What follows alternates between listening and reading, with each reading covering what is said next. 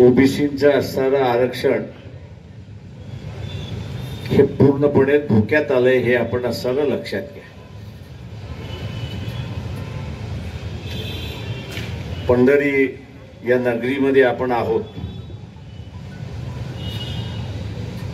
आणि एकेकाळी इथला असणारा बडव्यांच्या लढ्याच्या विरोधात आम्ही असणारे या ठिकाणी येत होतो. आता या नगरीमध्ये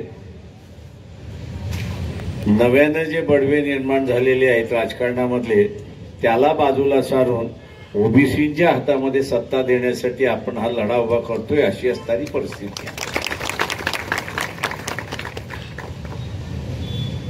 मागची लोकसभा आपण पाहिली तर मागच्या लोकसभेमध्ये काँग्रेस असेल, एनसीपी असेल, बीजेपी असेल, शिवसेना असेल, उद्धव ठाकरेंची शिवसेना असेल, यादी कोणीही ओबीसीतला असताना एकही खासदार दिला नाही. एकही खासदार दिला नाही. ओबीसीकडून असताना मला फार विचारणा आली की आमचे एकही खासदार नाही. म्हटलं मला जसं फोन करता तसं तुम्ही म्हटलं शरद पवारांना फोन करा, तसं तुम्ही असताना उद्धव ठाकरेंना फोन करा, तसं तुम्ही असताना एकनाथ शिंदेना फोन करा, तसं तुम्ही असताना देवेंद्र फडणवीसना फोन करा, तसं तुम्ही असताना बाळासाहेब थोरात काँग्रेसचे आहेत त्यांना असताना फोन करा. ओबीसीने ही जोपर्यंत हिंमत दाखवत नाही फोन करून विचारण्याची की तुम्ही आम्हाला उमेदवारी का देत नाही हे जोपर्यंत विचारत नाही तोपर्यंत ही माणसं हा पक्ष तुम्हाला न्याय देतील अशी असणारी परिस्थिती. या विधानसभेमध्ये ही कळीच आहे असं एक लक्षात घ्या. शरद पवार यांनी असणारा मध्यंतरी विधान केलं की समाजाचे 225 आमदार आम्ही निवडून आणू. त्याला नंतर दुरुस्ती केली की आम्ही आमच्या आघाडीचे निवडून आणू. एकदा मनातलं होतं ते बाहेर पडलं.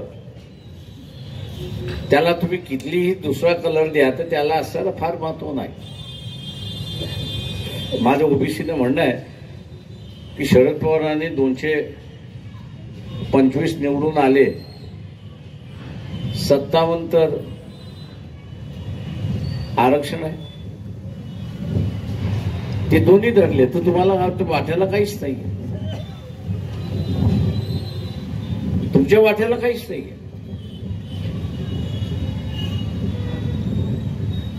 आणि तुमच्या वाट्याला येणार नाही तर उद्या असणाऱ्या त्या विधानसभेमध्ये ओबीसीचं आरक्षण स्थगन करा. याचं कारण की त्यांनी जनगणनेची मागणी केलेली आहे आणि जनगणना जोपर्यंत होत नाही तोपर्यंत असणारं आरक्षण लागू करू नये. याला सैद्धांतिक अधिकार सुद्धा आहे. खानविलकरांचं जजमेंट आहे सुप्रीम कोर्टाचं की जोपर्यंत शहरामध्ये आणि ग्रामीण भागामध्ये ओबीसी किती आहेत याची टक्केवारी येत नाही तोपर्यंत आरक्षण थांबवा. उद्या ठराव जर मंजूर झाला तर ओबीसीना आज जशी आपण परिषद घेतोय, सभा घेतोय, उद्या अजून त्याच्यामध्ये मोर्चे काढावे लागतील, रास्ता रोको करावा लागेल. पण रास्ता रोको आणि अमुक करून पुन्हा मिळणार आहेत का? तर नाही. ते म्हणते जनगणना होईल. आम्ही कुठे नाही म्हणतो तुम्हाला देतो. आम्ही फक्त एवढंच म्हणतोय की जनगणना आहे की नाही, जेवढी संख्या आहे तेवढ्या संख्याप्रमाणे देऊ ना आपण. जनगणना होणार नाही आणि आरक्षण काही लागू होणार. आणि म्हणून इथल्या कुठल्याही राजकीय पक्षावरती विश्वास ठेवला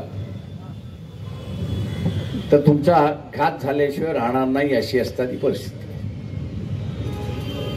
भारतीय जनता पक्षाचा असणारा एक नारा असतो की जो मुसलमानांचा नारा असतो,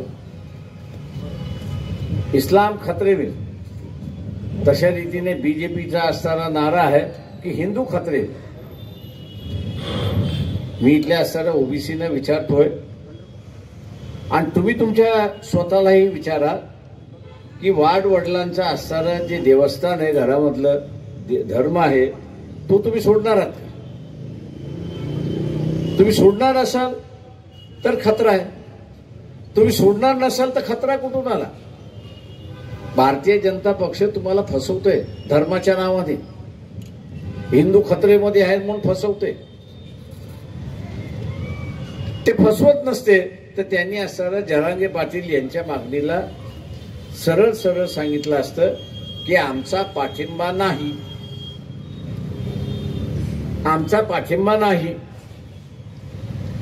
ओबीसीच्या आरक्षणातून मराठ्यांना आरक्षण द्यावं ही जी मागणी आहे, या मागणीला आम्ही आमचा असणारा पाठिंबा नाही.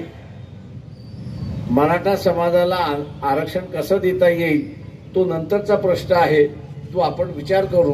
परंतु भारतीय जनता पक्षाने भूमिका घेतलेली नाही, घेणारही नाही. उद्धव ठाकरे सुद्धा त्या ठिकाणी घेणार नाहीत. या दोन्ही पक्ष आपल्याला असं वाटतं की आपले आहेत, दोन्ही पक्ष हे आपले आहेत.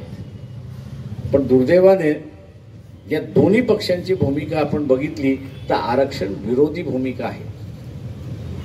यांची भूमिका आरक्षण विरोधी आहे आणि म्हणून आता त्यांची भूमिका काय, आम्हाला काय घेणं देणं आहे, आम्ही ब्राह्मण काय असतं समाजाचे आहोत,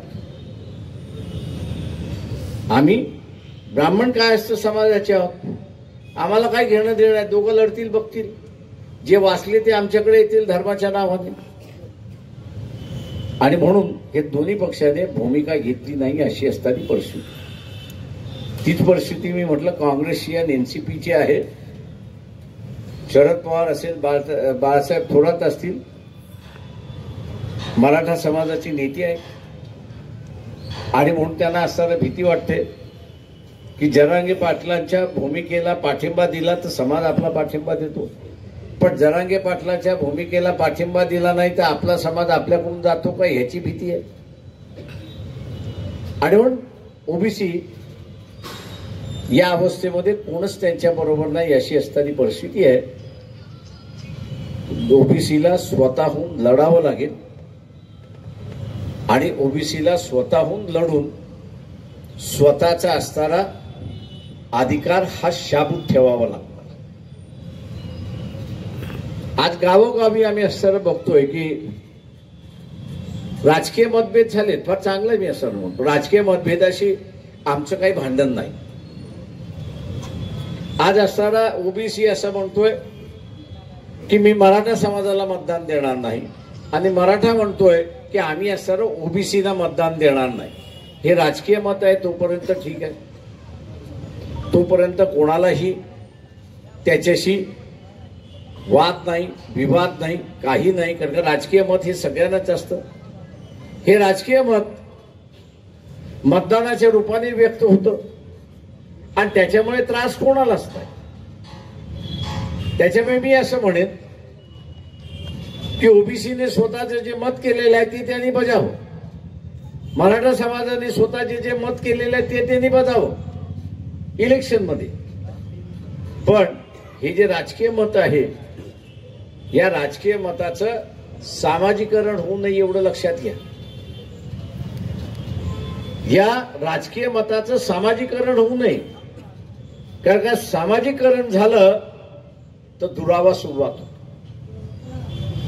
आणि हा दुरावा आपण बघत असाल की छगन भुजबळ यांनी असणाऱ्या प्रेस कॉन्फरन्समध्ये मांडलं की अनेक गावांमध्ये ओबीसीच्या दुकानावरती बहिष्कार आहे आणि अनेक गावांमध्ये ओबीसी हा मराठा समाजाच्या दुकानावरती बहिष्कार टाकतो.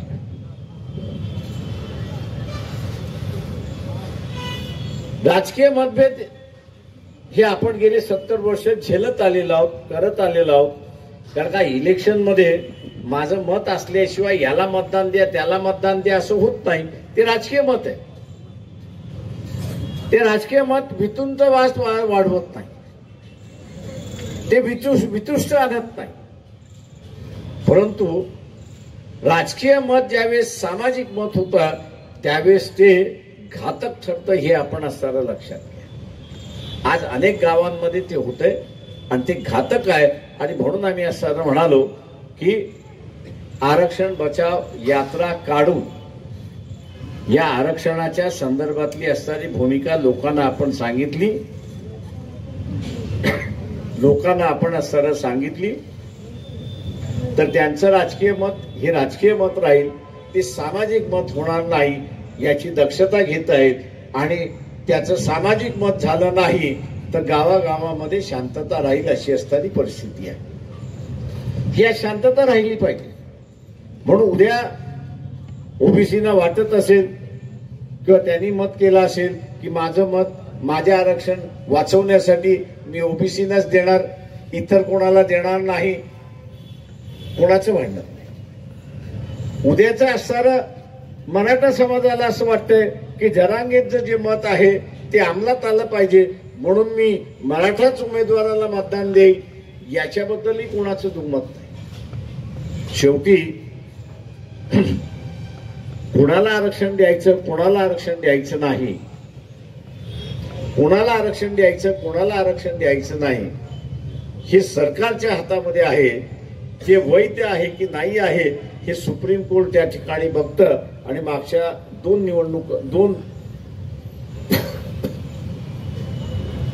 म्हणून मागच्या 2 वेळा ओबीसीच्या कोट्यातून मराठा समाजाला आरक्षण देण्याचा प्रयत्न झाला, त्यावेळेस कोर्टाने सांगितलं हे कायदेशीर नाही, करता येणार नाही अशी असणारी परिस्थिती। माझं आव्हान आहे आपल्या सगळ्यांना या ठिकाणी की ओबीसीचं आरक्षण खतऱ्यामध्ये आले का, तर मी म्हणेन निश्चितपणे आले।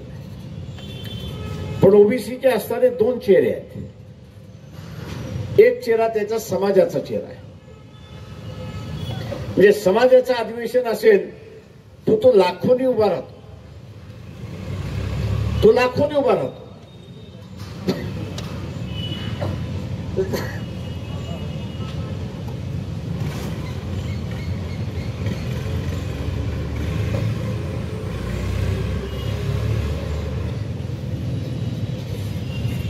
तो लाखोनी उभा राहतो, पण ओबीसीचा मेळावा लागला की लाखोनी नाही, हजारातही नाही, तो 100च्या घरात येतो अशी असणारी परिस्थिती आहे। ओबीसीने एक लक्षात घेतलं पाहिजे की स्वतःच्या समाजाचे मेळावे घेणं हे बरोबर आहे, पण आपण आपल्या समाजाच्या मेळाव्यामध्ये उपस्थित राहतो त्यावेळेस आपण सामाजिक चेहरा आपला दाखवतो, आपण आपला सामाजिक चेहरा दाखवतो, राजकीय चेहरा त्या ठिकाणी दाखवत नाही। ओबीसी म्हणून आपण ज्यावेळेस एकत्र येतो त्यावेळेस आपण असणारा आपला राजकीय चेहरा दाखवतो, ओबीसी म्हणून उपस्थित राहतो त्यावेळेस आपण आपला असणारा राजकीय चेहरा दाखवतो आणि त्या ओबीसीच्या मेळाव्यामध्ये राहून, सभेला राहून आपण असं एक सांगतो की हा उमेदवार कुठल्या समाजाचा आहे हे मी बघत नाही, तो ओबीसी आहे आणि म्हणून मी त्याला मतदान करतोय।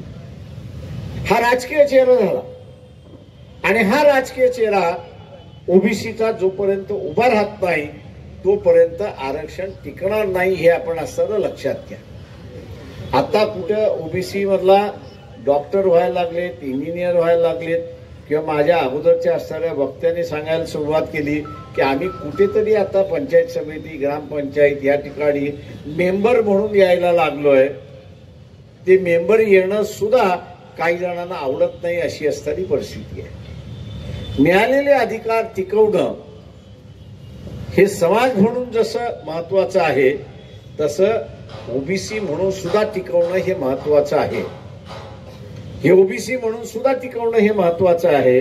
आणि ज्या दिवशी आपण हा राजकीय चेहरा दाखवला, ज्या दिवशी आपण हा राजकीय चेहरा दाखवला त्या दिवशी आपण हे आरक्षण टिकवलं म्हणून असणारं समजू।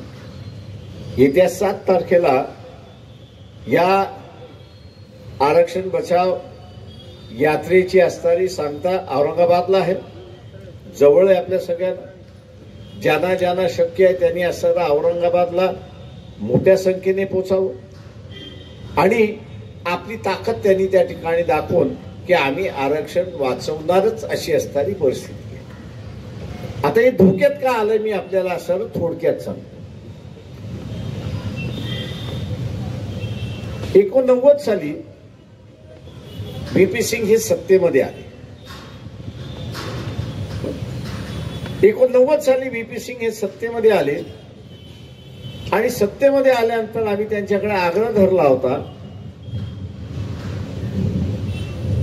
की कर्पूरी ठाकूर, नरेश यादव, चंद्रशेखर या सगळ्या मंडळीने मोरारजी देसाईकडे आग्रह धरून इथल्या ओबीसीला आपण न्याय दिला पाहिजे म्हणून मंडल कमिशन त्यांनी त्यावेळेस स्थापन केलं. 78 साली स्थापन केलं. 2 वर्षामध्ये तो अहवाल आला आणि तो दोन्ही सदनामध्ये ठेवण्यात आला अशी असणारी परिस्थिती आहे. 84 साली सरकारने स्टेटमेंट दिलं की आम्ही ते असताना मान्य करतो. अहवाल आम्ही मान्य करतो. टप्प्याटप्प्याने आम्ही त्याची अंमलबजावणी. जसं एससी आणि एसटी यांचं असणारं आंदोलन, यांचं असणारं आरक्षण संविधानिक आहे, तशाच रीतीने ओबीसीचं सुद्धा आरक्षण ही संविधानिक असावं असं आम्हाला त्यावेळेस वाटत होतं. आणि ते करायचं असेल तर ओबीसीची सूची ही घटनेचा अंतर्भाग त्या ठिकाणी झाला पाहिजे, घटनेमध्ये समावेश झाली पाहिजे. आणि म्हणून त्यावेळेसचे जे 2 महत्वाचे पक्ष होते, एक भारतीय जनता पक्ष आणि दुसरा काँग्रेस, यांच्याशी बोलण्यासाठी 2 समित्या स्थापन करण्यात आल्या. 2 समित्या स्थापन करण्यात आल्या. एकाने बीजेपी बरोबर बोलायचं आणि एकाने काँग्रेस बरोबर. काँग्रेस बरोबर बोलणाऱ्याच्या समितीमध्ये मी पण. आम्ही काँग्रेसवाल्यांना यावेळेस म्हणालो की हे झालं पाहिजे आणि आत्ता केलं तर अधिक चांगलं आहे. काँग्रेसवाल्यांनी सरळ सांगितलं की आम्हाला ह्याच्यामध्ये रस नाही, आम्हाला ह्याच्यामध्ये इंटरेस्ट नाही. भारतीय जनता पक्षाचं म्हणणं आलं की रामाच्या नावाने आम्हाला सत्ता येणार आहे तेव्हा आम्हाला सुद्धा ह्याच्यामध्ये रस नाही. आणि त्यांनीही त्या ठिकाणी झालं. घटना दुरुस्ती करून आपल्याला यादी जोडता येत नाही हे लक्षात आल्यानंतर मग आपण असा पर्याय शोधला पाहिजे. आणि म्हणून पर्याय शोधण्यात आला तो म्हणजे गव्हर्नमेंट GR मार्फत त्या ठिकाणी गव्हर्नमेंटचे आदेश काढायचे की मंडल कमिशनचा असणारा अमुक तारखेला सभागृहाने स्वीकारलेला आहे. आणि म्हणून मंडल कमिशनने ज्या ओबीसीच्या यादी केलेली आहे त्या सर्वांना 27% आरक्षण जाहीर करण्यात आले. आरक्षण जाहीर केल्या काही जण कोर्टामध्ये गेले की ओबीसीला घटनेच्या माध्यमातून आरक्षण देता येत नाही. इंदिरा सयानी नावाने असणारं ते जजमेंट आहे, ते 9 बेंचचं जजमेंट आहे. आणि त्यांनी निर्णय दिला की ओबीसीला देणारं आरक्षण हे घटनेशीर आहे आणि दिलेलं आरक्षण योग्य आहे अशी असणारी परिस्थिती आहे. पण त्याच्यातला एक मुद्दा जो आम्हाला माहित होता तो आता डोकं वर काढतोय, तो म्हणजे GR मार्फत म्हणजे आदेशामार्फत देता येतो का. गव्हर्नमेंट GR ज्याला आपण म्हणतो त्या गव्हर्नमेंट GR मार्फत देता येतो का असा असणारा प्रश्न आता उपस्थित केला जातोय. आणि उद्या विधानसभेपर्यंत काही होणार नाही. विधानसभेच्या निवडणुकीपर्यंत ओबीसीचं आरक्षण शाबूत आहे, पण विधानसभेच्या इलेक्शन संपल्यानंतर ते शाबूत आहे असं जर तुम्ही मला विचारलं तर मी म्हणेन अजिबात शाबूत नाही. ते अजिबात शाबूत नाही, अजिबात त्याला असणारं हे नाही. त्याला मी जसं म्हटलं की कोर्टाचा आदेश होता की जनगणना झाल्याशिवाय आरक्षण लागू करू नये, तशाच पद्धतीने जनगणना आम्ही करतोय, जनगणना झाली नाही आणि म्हणून यांची संख्या कळत नाही आणि म्हणून यांचं आरक्षण थांबवा, नोकरीतलं थांबवा, शिक्षणातलं थांबवा, राजकारणातलं थांबवा. उद्या विधानसभेने हा जर ठराव केला तर आपण काय करणार? काहीच नाही. पण त्याच्या अगोदर इथे ओबीसी प्रचंड मोठ्या प्रमाणात करू शकतो हे असताना लक्षात घ्या. काय करू शकतो तर त्यांनी मनामध्ये फुंगाट बांधली पाहिजे. मनामध्ये काय फुंगाट घातली पाहिजे की येणाऱ्या विधानसभेमध्ये किमान 100 ओबीसीचे आमदार गेले पाहिजेत. किती गेले पाहिजेत? किती गेले पाहिजेत? आता हे 100 कसे जाते? जे कोणी ज्या पक्षामध्ये ओबीसीचा कार्यकर्ता,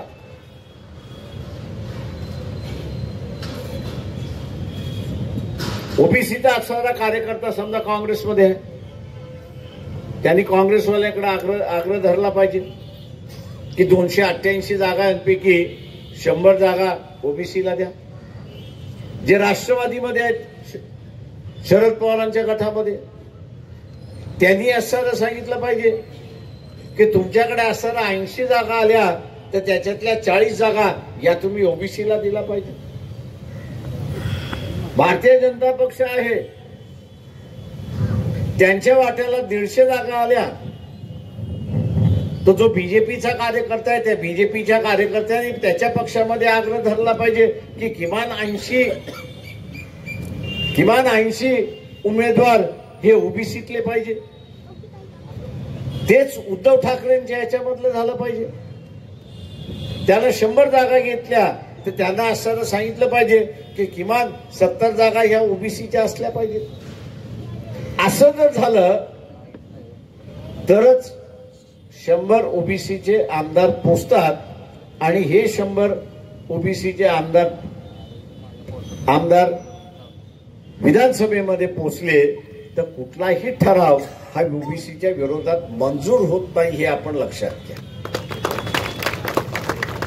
मंजूर होत नाही हे आपण लक्षात घ्या. तेव्हा ही लढाई राजकीय लढाई आहे. ही असणारी माळ्यांची लढाई नाही, ही इथली असणारी धनगरांची नाही, ही वंजारांची नाही, ही कैकाड्यांची नाही, ही इथल्या असणाऱ्या नाभिक समाजाची नाही, कुंभाराची नाही, तर ही सगळ्यांची मिळून नाही हे आपण लक्षात घ्या. ही सगळ्यांची आहे.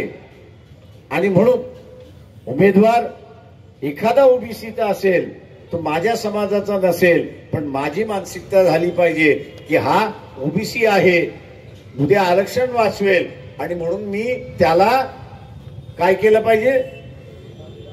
काय केलं पाहिजे? त्यामुळे मतदान केलं पाहिजे. आज ही जे उपस्थित आहेत हे आपल्या लक्षात आलं.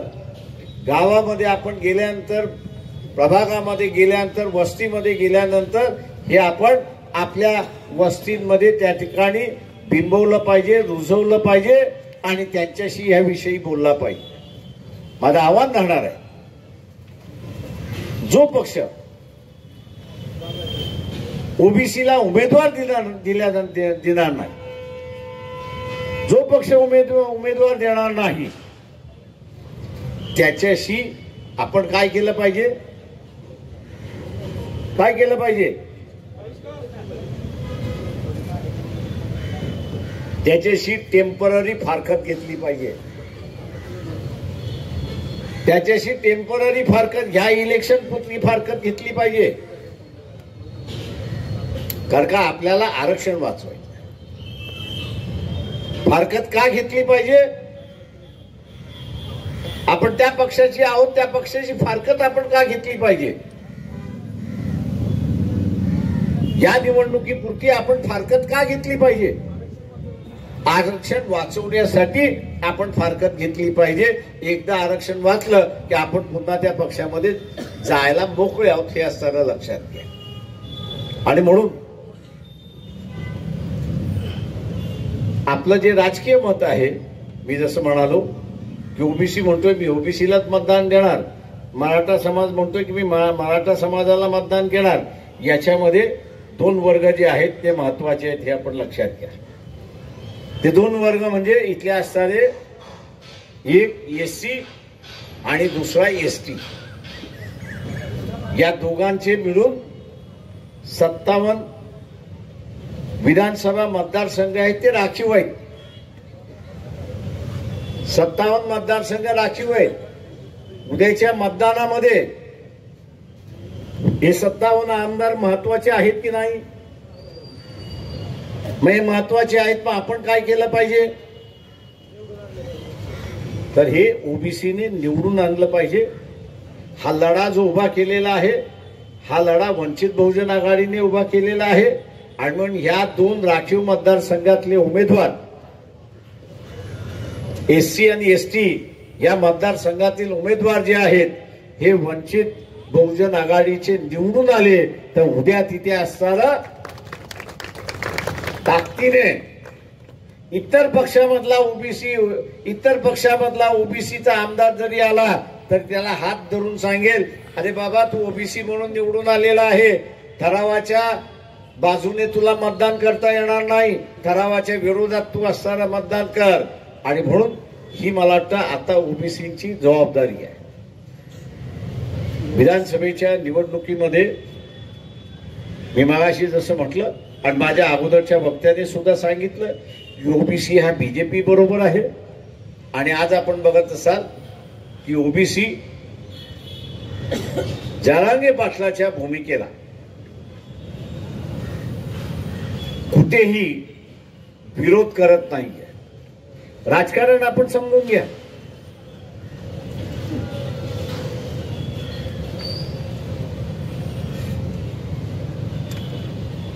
राजकारण आपण समजून घ्या. जरांगे पाटील शिव्या कोणाला देतोय? कोणाला देतोय? तुम्हाला काय वाटतं की जरांगे पाटील आणि देवेंद्र फडणवीस यांचं भांडण झालं असं तुम्हाला वाटतं? बरोबर आहे की खोटं आहे? बरोबर आहे. पण मला असं वाटतं हे नकली भांडण आहे. कोणाच्या लक्षात आलं का हे नकली भांडण का? भारतीय जनता पक्षाने जर ओबीसीच्या बाजूने भूमिका घेतली, ओबीसीच्या बाजूने भूमिका घेतली आणि जरांगेने जर असताना देवेंद्र फडणवीसला टार्गेट केलं तर मी समजू शकतो की हे भांडण आहे. हे भांडण आहे. पण देवेंद्र फडणवीस यांनी असताना भूमिका घेतलीच नाही, त्यांच्या पक्षाने भूमिका घेतली नाही आणि तरीही जरांगे पाटील जे आहे ते देवेंद्र फडणवीसना टार्गेट करतात आहेत. राजकारण लक्षात आलं? तुमच्या राजकारण लक्षात आलं का? दाखवायचे दात एक आणि खायचे दात वेगळे.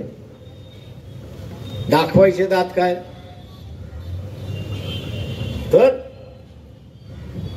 आम्ही असताना जरांगे पाटील देवेंद्र फडणवीसला शिव्या देतोय आणि खायचे दात तो काय म्हणतोय की ओबीसीने बीजेपीला मतदान द्यावं. ओबीसीने बीजेपीला मतदान दिलं तर उद्या ओबीसी बीजेपीला विचारू शकतो का की तुम्ही आमच्या बाजूने मतदान दिलं का नाही केलं? हे विचारू शकतो का? तर नाही. का नाही? तर तो सरळ सांगेल, मी तर ह्या प्रश्नावरती भूमिका घेतलीच नाही. मी जरांगे पाटलांच्या मागणीला विरोध केलेलाच नाही. जरांगे पाटलाच्या मागणीला आम्ही विरोध केला नाही. तुम्ही आम्हाला मतदान दिलेलं आहे, याचा अर्थ की आम्हाला जे पाहिजे ते करायचे आहे आणि आम्हाला जे पाहिजे ते इथला असणारा जरांगे पाटलांना जे पाहिजे तेच आम्हाला करायचं आहे. आणि म्हणून फसून घेऊ नका स्वतःला. स्वतःला फसून घेऊ नका. राजकारण समजा. दाखवायचे दात एक आणि खायचे दात वेगळे. तुम्ही सांगितलं पाहिजे दाखवायचे दात आणि खायचे दात एकच असला पाहिजे तरच मत मागायला ये, नाही तर अजिबात मत मागायला येऊ नको. आणि म्हणून उद्याच्या असणाऱ्या ह्या कालावधीमध्ये आपल्याला शांतता राखायची आहे. जे राजकीय मत आहे ते राजकीय मत राहिलं पाहिजे, ते सामाजिक मत होता कामा नये. गावामधला वितूंचा वाद होणार नाही याची आपण दक्षता घेतली पाहिजे आणि ती दक्षता घेत आपण आरक्षण वाचूया एवढंच आवाहन मी आपल्या सगळ्यांना करतो आणि रजा घेतो.